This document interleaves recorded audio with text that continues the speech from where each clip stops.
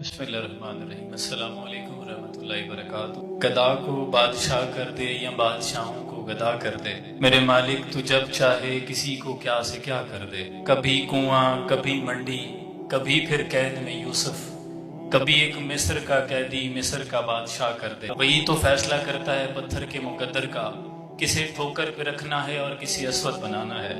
ہماری کوئی اوقات نہیں ہے یہاں کھڑے ہو کر آپ سے مخاطب ہوں۔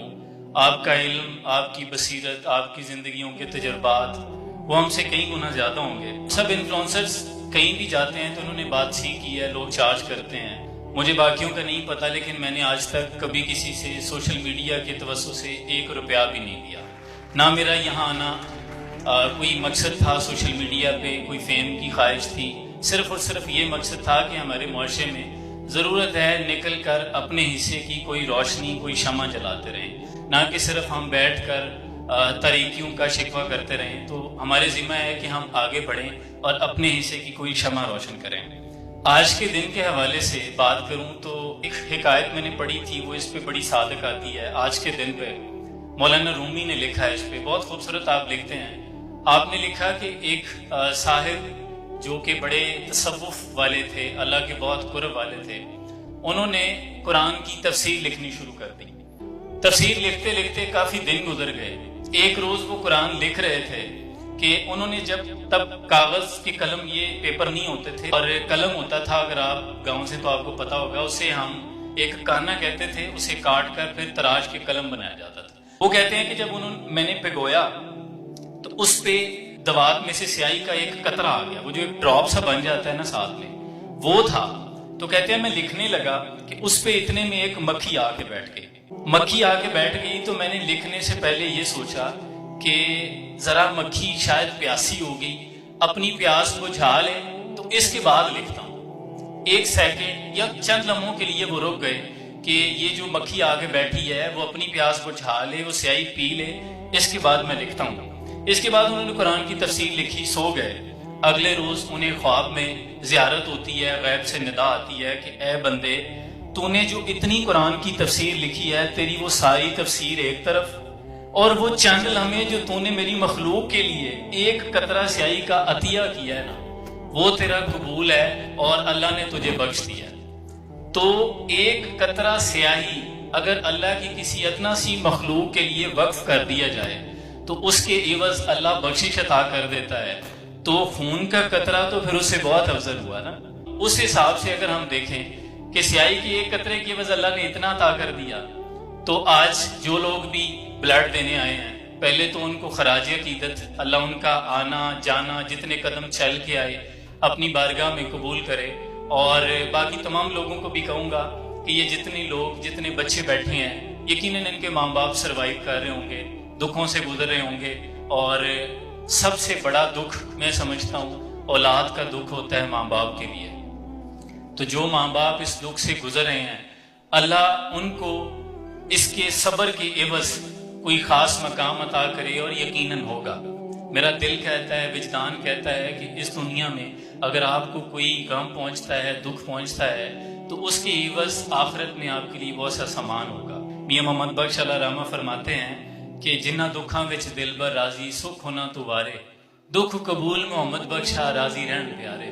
اگر وہ ہمارے دکھی ہونے پہ راضی ہے تو ہمیں پھر یہی بنتا ہے کہ ہم کہیں کہ اللہ تو راضی رہ۔ اگر آج یہ چند لمحے کے دکھ ہیں تو ہمیں قبول ہے۔ اور دکھ، اشفاق احمد فرماتے ہیں کہ دکھ روحانیت کی سیڑھی ہیں۔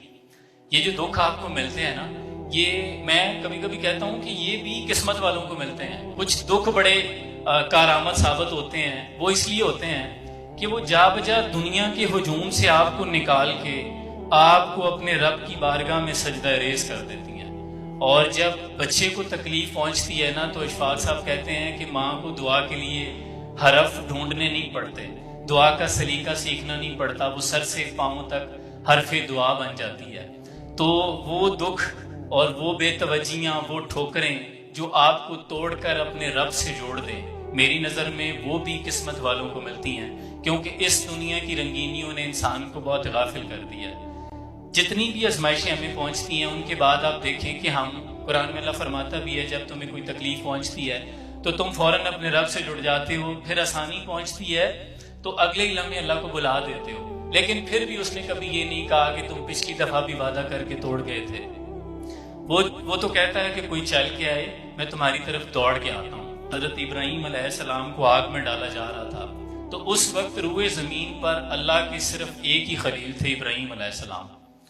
تو اس وقت ملائکہ بھی رو رہے تھے کہ اللہ پوری دنیا پہ تیرا ایک خلیل ہے، اور آج اتنی بڑی آگ ہے اور تیرے خلیل کو اس میں ڈالا جا رہا ہے، اور ابھی تک ملائکہ کو کوئی حکم نہیں ہوا اس کو کیسے ریسکیو کیا جائے گا، آپ کے لیے کوئی امداد بھیجی جائے گی، ابھی تک کوئی اعلان نہیں ہوا اللہ کی طرف سے۔ تو اللہ نے کہا جبریل امین کو طائر سدرہ نشین آپ چلے جائیں، آ کے خلیل سے بات کر لیں، خلیل کو کوئی حاجت ہے۔ جبریل امین آئے، آ کے عرض کی کہ خلیل اللہ اگر آپ حکم دیں تو میں اپنے پر کی طاقت سے ساری آگ کو بجھانے پہ قادر ہوں، آپ حکم کریں۔ تو ابراہیم علیہ السلام نے کیا خوب فرمایا، آپ نے فرمایا کہ بتایا اس کو جاتا ہے جو بے خبر ہو، میرا رب وہ ہے جو باخبر ہے۔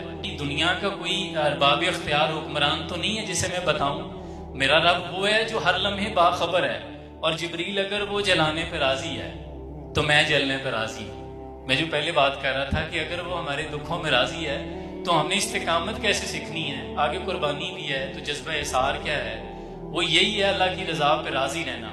ابراہیم علیہ السلام کا یہ جو جملہ تھا میں سمجھتا ہوں ہمارے لیے بہت بڑا حوصلہ بھی ہے۔ اور اس کے بعد کیا ہوا، اللہ پھر اپنے بندے کا امتحان جب لیتا ہے نا تو پھر ایکسٹریم لیول، وہ لاسٹ مومنٹ اللہ چاہ رہا ہوتا ہے کہ میں دیکھوں میرا بندہ اب درد کی شدت اپنے پیک پر ہے، اب یہ کیا کرتا ہے۔ تو جب لاسٹ مومنٹ تھا تب اللہ کی طرف سے پھر یہ پیغام اتر آیا کہ یا نار کونی برداً وسلام علی ابراہیم، اے آگ میرے خلیل کے لیے سلامتی والی ہو جا۔ تو عین ممکن ہے، اور قرآن میں الفاظ بھی ہیں کہ ہم ان قریب تمہاری طرف متوجہ ہوتے ہیں، اللہ کی مدد پہنچنے کو ہے، آپ نے کبھی بھی اس کی رحمت کا دامن نہیں چھوڑنا۔ لا تقنطوا من رحمت اللہ، وہ کہتا ہے کل یا عبادی الذین اسرفوا علی انفسہم، ہے میرے وہ بندو جو خود پہ زیادتیاں کر بیٹھو، ایک زیادتی نہیں بہت زیادتیاں، جیسے ہم آج دنیا میں مگن ہیں، کتنے گناہ کرتے ہیں ہمیں فکر نہیں، تو اللہ نے فرمایا اتنی زیادتیاں کر بیٹھو لیکن ایک نہ کرنا، لا تقنطوا من رحمت اللہ، میری رحمت سے نا امید مت ہونا۔ ان اللہ یغفر الذنوب جميعا، اللہ تمہارے سارے گناہ بخش دے گا، انہ هو الغفور الرحیم، اور کیوں نہ بخشے، اگر نہ بخشے تو غفور رحیم کون کرے گا۔ تو انشاءاللہ اگر آج آپ کو کوئی تکلیف پہنچی ہے تو اللہ پہ شاکر رہنا ہے آپ نے، اور ان قریب اللہ اس کے عوض آپ کو انعام عطا کرے گا۔ جیسے ابراہیم علیہ السلام نے اپنے لخت جگر کو چھری کے نیچے رکھا، جذبہ اثار کا ہمیں جو پیغام دیا، پھر آپ نے چھری چلا دی تو اللہ نے دمبا اس کے اسماعیل کے عوض پیش کر دیا۔ اس کے بعد اللہ نے فرمایا ابراہیم تمہاری قربانی قبول ہوئی، ہم نے اس کو ذبح عظیم میں بدل دیا ہے، یعنی یہ تمہاری مقبول ہے، جو سنت آج ہم ادا کرتے ہیں۔ تو قربانی کا جذبہ ان لوگوں کے لیے بھی پیغام ہے جو یہ جذبہ اثار رکھ کر آج بلڈ دینے آئے ہیں۔ جتنے بھی لوگ آتے ہیں اللہ ان کو سلامت رکھے، ان کی عمر میں، رزق میں، جان میں برکتیں عطا کرے۔ اور جو لوگ اس درد میں مبتلا ہیں، یقیناً آپ کا درد بہت زیادہ ہے، میں بڑا حساسی طبیعت کا بندہ ہوں، میں بچوں سے بھی ملنے جاؤں تو بعد میں سفر کے دوران آنکھیں چھم چھم برستی ہیں کہ یہ ہم صرف سوچ سکتے ہیں کہ اس بچے کا درد کیا ہوگا جس کی ماں منتظر ہو کہ میرا بچہ دوڑتا ہوا میری طرف آئے اور آ کے میرے گلے لگے، تو وہ اگر چل نہ پائے تو اس کا درد کوئی بھی بیان نہیں کر سکتا۔ وہ شاعر کہتا ہے کہ خط کے چھوٹے سے تراشے میں نہیں آئیں گے، غم زیادہ ہیں لفافے میں نہیں آئیں گے، مختصر وقت میں یہ بات نہیں ہو سکتی، درد اتنے ہیں کہ خلاصے میں نہیں آئیں گے۔ جتنے لوگ آئے ہیں آپ سب کی تشریف آوری کا شکریہ، ذات بھائی آپ کی محبتوں کا شکریہ۔